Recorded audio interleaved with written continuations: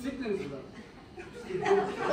Изключително прецизни попадат задачата. Температурата някъде около 43 градуса. Толкова, да.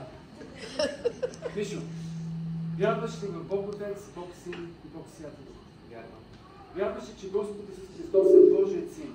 Вярвам.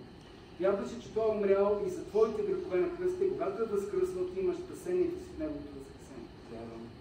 Готов ли си да му служиш с каквото Бог позволи, с каквото те води да правиш до края на живота си, да му бъдеш верен? Да. Твоите думи говорят за вяра в сърцето. Затова аз те кръщавам в името на Бог Отец, Бог Син и Бог Святи Дух. И вече някой каза амин, всички заедно ще кажем. Амин.